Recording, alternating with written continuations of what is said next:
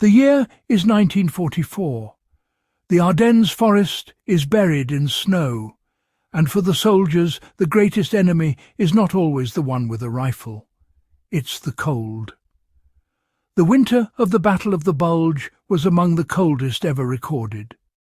Temperatures plunged and the wind sliced through uniforms. Survival was measured not just in battles, but in nights endured. The cold claimed limbs to frostbite and lives to hypothermia, a battle fought minute by minute. We often picture WWII as tanks and gunfire, but some of the hardest struggles were silent, inside damp boots, beneath thin blankets. These men faced a timeless challenge: how to stay warm when the world turns to ice.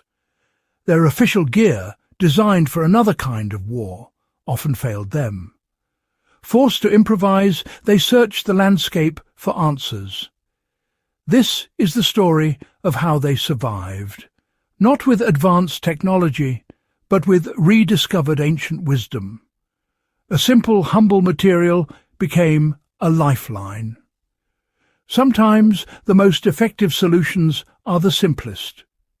To understand their ingenuity, we must first step into the boots of a young soldier, shivering in the dark, his gear failing him. Only then can we promote the desperation and the genius of what came next. The thickest coats and heaviest blankets were not enough to defeat the relentless biting cold of a European winter at war. The army supplied its men with what it thought was the best: thick wool coats, layered uniforms, leather boots, and wool blankets. On paper it seemed enough. But the battlefield was a different world. In the wet, freezing trenches, wool became waterlogged and heavy, losing its warmth and pulling heat from the body. Blankets turned sodden and useless. Leather boots, not waterproof, trapped moisture and cold, leading to trench foot and frostbite. The very gear meant to protect became a liability. Soldiers found themselves wrapped in cold, damp misery, their feet numb and decaying. The cold seeped up from the ground, through boots and blankets, chilling them to the bone. Official solutions had failed. Something better was needed, something that worked when wet, created a barrier, and was easy to find. In a war-torn landscape, necessity became the mother of invention. The answer wouldn't come from the quartermaster, but from the land itself. Soldiers needed a material that could insulate even in the worst conditions. They needed something simple, effective, and everywhere. The time for ingenuity had come. The next solution would be born from desperation, not design. The solution wasn't manufactured, it was harvested. Straw, the dry stalks left after grain harvest, became the forgotten secret to winter survival. For centuries, straw had insulated homes and animals. Now soldiers rediscovered its power. It was everywhere, cost nothing, and didn't need official approval. Soldiers lined boots and foxholes with straw, learning from each other and from the land. A thick layer of straw on a foxhole floor created a barrier from the frozen ground, better than any damp blanket. This was a grassroots revolution in survival.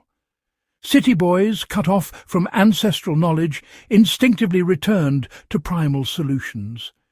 They saw animals resting on straw in the cold and followed suit. Straw was light, plentiful, and effective. Soldiers stuffed their clothes and shelters with it, defying the winter. Diaries from the time mention the relief of finding a dry barn filled with hay. Straw became as valuable as ammunition, a difference between shivering and surviving.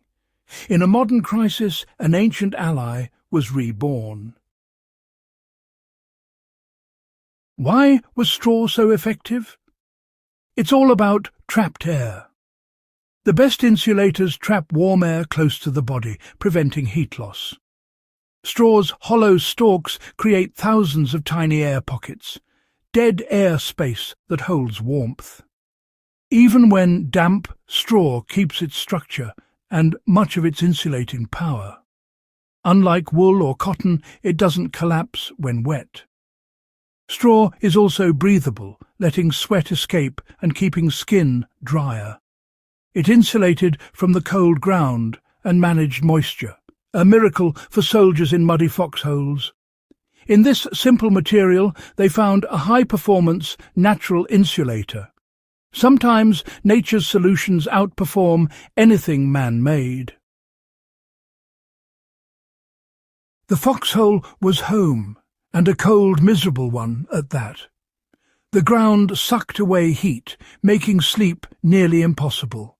Straw changed everything. Soldiers risked enemy fire to gather it, lining their foxholes a foot deep.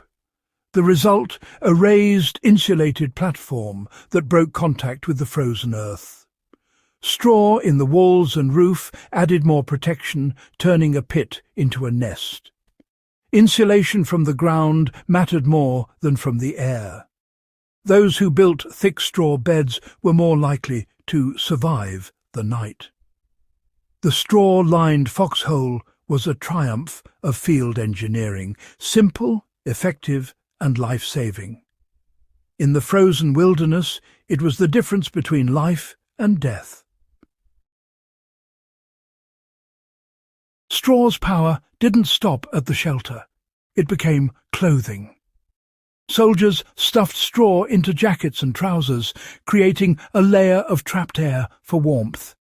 Sentries, forced to stand still, relied on straw to survive the cold. They looked odd, but the bulk meant survival. Lining boots with straw-insulated feet and absorbed sweat, reducing frostbite and trench foot. Soldiers swapped out damp straw for dry whenever possible, a simple act that saved lives. Some even wove makeshift vests or leggings from straw for extra protection. They weren't just using straw, they were inventing with it. That golden coat was more valuable than any uniform because it meant warmth. In the end, survival was about adaptation, not appearance. The soldiers' wisdom lives on. Their lesson? Nature is a resource, not an obstacle. In survival, knowing how to use natural materials is vital. If you're caught in the cold, get off the ground. Use leaves, pine needles, or straw to build a mattress. Stuffing clothing with dry debris adds warmth by trapping air. The key is adaptation. Observe, learn, and improvise with what's at hand.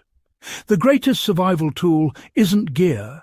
It's the ability to see solutions in the world around you.